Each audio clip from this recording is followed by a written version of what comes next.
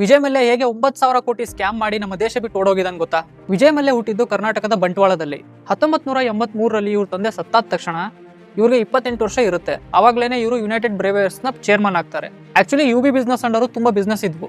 Alcohol ಆಗಿರ್ಬೋದು, pharmaceutical, agrochemical, engineering, ಇದೇ ರೀತಿ ತುಂಬಾ ಬಿಸ್ನೆಸ್ ಗಳಿದ್ವು. ಬಟ್ ವಿಜಯ್ ಮಲ್ಯಗೆ ಏರ್ಲೈನ್ ಬಿಸ್ನೆಸ್ ನ ಲಾಂಚ್ ಮಾಡ್ಬೇಕಂತ ತುಂಬಾ ಆಸೆ ಇರುತ್ತೆ. ಅದಕ್ಕೆ 2005ರಲ್ಲಿ ಕಿಂಗ್ ಫಿಶರ್ ಏರ್ಲೈನ್ಸ್ ನ ಸ್ಟಾರ್ಟ್ ಮಾಡ್ತಾರೆ. ಮುಂದೆ 2007ರಲ್ಲಿ ಏರ್ ಡೆಕ್ಕನ್ ಅನ್ನೋ ಕಂಪನಿನ ಅಕ್ವೈರ್ ಮಾಡಿ ಈ ಬಿಸ್ನೆಸ್ ನ ಗ್ಲೋಬಲ್ ಅಲ್ಲಿ ಎಕ್ಸ್ಪ್ಯಾಂಡ್ ಮಾಡ್ತಾರೆ.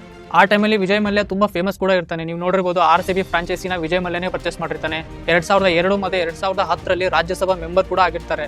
ಕಿಂಗ್ ಫಿಶರ್ ಬ್ರ್ಯಾಂಡು ಮತ್ತೆ ಇವನಿಗಿದ್ದ ಪೊಲಿಟಿಕಲ್ ಇನ್ಫ್ಲೂಯೆನ್ಸ್ ನ ಯೂಸ್ ಮಾಡ್ಕೊಂಡು ಬ್ಯಾಂಕ್ಗಳ ಹತ್ರ ಸಾಲ ಕೇಳಕ್ ಹೋಗ್ತಾನೆ. ಯಾಕಂದ್ರೆ ಏರ್ಲೈನ್ ಕಂಪನಿನ ನಡೆಸಕ್ಕೆ. ಆ ಟೈಮಲ್ಲಿ ಇವನನ್ನ ನಂಬಿ ಬ್ಯಾಂಕ್ಗಳು ಸಾಲ ಕೊಡ್ತವೆ. ಇಲ್ಲಿವರೆಗೂ ಎಲ್ಲ ಚೆನ್ನಾಗೇ ನಡೀತಿರುತ್ತೆ. ಬಟ್ ಇದಾದ್ಮೇಲೆ ಆಗೋದೇ ಒಂದು ದುರಂತ.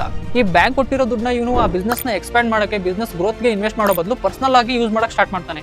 ಎಕ್ಸಾಂಪಲ್ಗೆ IPL ಪ್ಲೇಯರ್ಸ್ ಮೇಲೆ ಸ್ಪೆಂಡ್ ಮಾಡೋದು, ಇವನು ಲಕ್ಸರಿ ಜೆಟ್ಸ್ ನ ಮತ್ತೆ ಬೇರೆ ದೇಶದಲ್ಲಿ ವಿಲ್ಲಾಗಳನ್ನ ಪರ್ಚೇಸ್ ಮಾಡೋದು, ಇದ್ರ ಮೇಲೆ ಸ್ಪೆಂಡ್ ಮಾಡಕ್ ಸ್ಟಾರ್ಟ್ ಮಾಡ್ತಾನೆ. ಅದೇ ರೀತಿ 2008ರಲ್ಲಿ ಗ್ಲೋಬಲ್ ಎಕನಾಮಿಕ್ ಕ್ರೈಸಿಸ್ ಆಗಿದ್ರಿಂದ ಇವನ್ ಬಿಸ್ನೆಸ್ಗೆ ಇನ್ನೂ ಹೊಡೆತ ಬೀಳುತ್ತೆ. ಇದರಿಂದ ಕಿಂಗ್ ಫಿಶರ್ ಬಿಸ್ನೆಸ್ ಅಲ್ಲಿ 2009ರಿಂದ 2012ರಲ್ಲಿ ಬರೋಬ್ಬರಿ 6,000 ಕೋಟಿ ಲಾಸ್ ಆಗುತ್ತೆ. ಬ್ಯಾಂಕ್ಗಳಿಗೆ ನಿಧಾನ ಗೊತ್ತಾಗಕ್ಕೆ ಸ್ಟಾರ್ಟ್ ಆಗುತ್ತೆ ವಿಜಯ್ ಮಲ್ಯ ಇನ್ನೇ ನಮ್ಮ ಸಾಲ ವಾಪಸ್ ಕೊಡಲ್ಲ ಅಂತ ಹೇಳಿ. ಅದಕ್ಕೆ ಬ್ಯಾಂಕ್ಗಳು ಇವನ್ ವಿರುದ್ಧ ಕೇಸ್ ಹಾಕ್ತಾರೆ. ಇದರಿಂದ ತಪ್ಪಿಸ್ಕೋಬೇಕಂತೇಳಿ ವಿಜಯ್ ಮಲ್ಯ ರಾತ್ರೋರಾತ್ರಿ ದೇಶ ಬಿಟ್ಟು 9,000 ಕೋಟಿ ಸ್ಕ್ಯಾಮ್ ಮಾಡಿ ಬೇರೆ ದೇಶಕ್ಕೆ ಓಡೋಗ್ಬಿಡ್ತಾನೆ.